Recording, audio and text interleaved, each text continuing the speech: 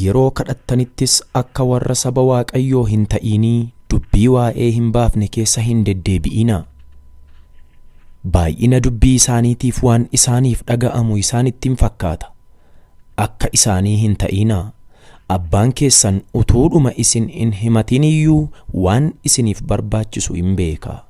Maatiyos 6:7. Waaqayyo nama miti akka nuun boonyu yookiis muddamnu barbaacha isaa miti. Garuu akka sagalee isaatiitti akka isa gaafannu akka isa kadhannu nurraa barbaada. Akka sagalichaatti kadhadhu Waaqayyos deebbii siif kenna. Akka sagalichaatti kadhachuun akkamitti kadhachuudha ree? Tokko, garaa keessatti kadhachuu. Haannaan yeroo kadhattu hidhii isheetu sosocho'a malee sagaleen ishee hin dhaga'amu ture. Kadhannaan siif Waaqayyo qofa biratti hiika qaba malee namootaaf maraatummaadha. Kanaaf egaa haannaan gaafa isheen garaa keessatti kadhattu namoonni tokko tokko in maraattee jedhanii ishee gaafatu turan. Lammaffaa, soomanii kadhachuu. Daawit soomee kadhateera. Biyyi Naanawwee soomanii kadhataniiru. Horii isaanii, bushaayee isaanii, jabbiin illee akka harma hin oone godhanii soomaniiru. Yesuus soomeera. Halkan 40 guyyaa 40 soome. Yeroo sooman immoo akka soomarra jiran namootatti beeksisuudhaan osoo hin taane Waaqayyo qofatti beeksisuudhaan ta'uu qaba. Yesuus yeroodhuma soomtanitti immoo akka warra of agarsiiftuu nyaara keessaniin guurinaa. Isaan soomuun isaanii namootatti akka mul'atutti fuula isaanii hin boosomsu. Dhuguman isinitti himaa isaan gatii isaanii fudhataniiru. Ati garuu yeroodhuma soomtutti mataa kee dibadhu, fuula kees dhiqadhu.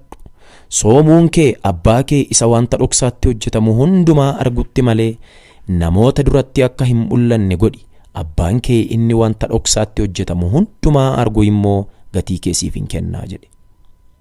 3. Dhoksaatti kadhachuu.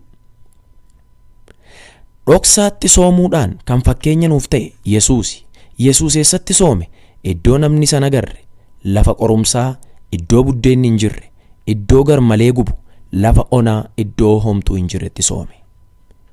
Yeroodhuma kadhattanittis akka warra of agarsiisanii hin ta'inaa.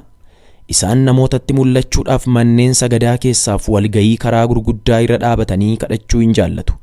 Ani dhuguman isinitti hima isaan gatii isaanii fudhataniiru. Ati garuu yeroodhuma kadhattu mana keetti ol gali, balbala cufadhu. Abbaa kee isa iddoo dhoksaa jiru sana kadhadhu. Abbaan kee inni dhoksaatti argus gatii kee siif hin kenna. Maatiyos 6:5. 4. Cubbuu keessaa ba'uudhaan. Waaqayyo Eeliyaasiin asii maal hojjetta jedhee erga isa gaafatee booddee holqicha keessaa gadi ba'i, roggee tullichaa irra dhaabadhu, ani achii nan darbaa jedhe. Waaqayyoon arguu yoo barbaadde holqa cubbuu keessaa ba'i, roggee qulqullummaa irra dhaabadhu. Holqa jibbaa keessaa ba'i, roggee jaalalaa irra dhaabadhu. 5. Dhaggeeffachaa kadhadhu. Waaqayyo gaafa itti dubbatan namatti hin dubbata waan ta'eef dhaggeeffachaa kadhadhu. Sagalee Waaqayyoo immoo waca miira kee fi foon kee irraa adda baasii beeki. Waaqayyo nan dhufa jedhee erga Eeliyaasitti hime utuu Waaqayyo hin dhufin wantoota nama naasisan 3tu duraaf duubaan dhufee darbe. Waaqayyo na eegisiin jedhee Waaqayyoon keessummeessuuf utuu eegduu raafamni dhufe, bubbeen jabaan dhufe, abiddi dhufe, obsi. Waaqayyo kana hundumaa booddeedhaan dhufaa jira. Waaqayyo Eeliyaasiin nan dhufa erga jedhee booddee wantoota kanatu ta'e. 1. Qilleensa jabaa tulloota tatarsaasuuf kattaawwan dadayyaasutu Waaqayyo dura darbe. 2. Socho'a lafaatuu ta'e. Waaqayyo garuu achi keessan turre. 3. Abiddatu boba'e. Waaqayyo garuu achi keessan turre. Taateewwan kun hundi hamma darbanitti Waaqayyo dhaabatee eege. 4ffaa irratti waan akka sagalee asaasaatu dhaga'ame. Hamma kun hundumtuu ta'u Eeliyaas maaltu ta'e jedheellee gadi ba'een ilaalu. Asaasaan Waaqayyoo gaafa gurra isaa keessa bu'u garuu holqa keessa jiru keessaa gadi ba'e. Dhuma irratti Eeliyaasiin kan murtoo fudhachiise taateewwan nannaasisoo sana utuu hin taane asaasaa Waaqayyooti. Waci hamma darbutti ammati jajjaboota gurguddoota warra abdattu irraa ija kee kaastutti Waaqayyo dhaabatee si eega. Dhuma irratti immoo karaa fi bifa ati ittiin eegdu sanaan utuu hin taane karaa mataa isaarra gara kee dhufa. Gaafa dhufu garuu waan haaraa fidee dhufa. Oduu gaarii fidee dhufa. Eeliyaas namni hin jiru ana qofaatu hafe jedhee boo'a. Waaqayyo immoo gaafa dhufu waan Eeliyaas garaatti hin yaanne in ta'a jedhees hin tilmaamne oduu haaraa fidee dhufe.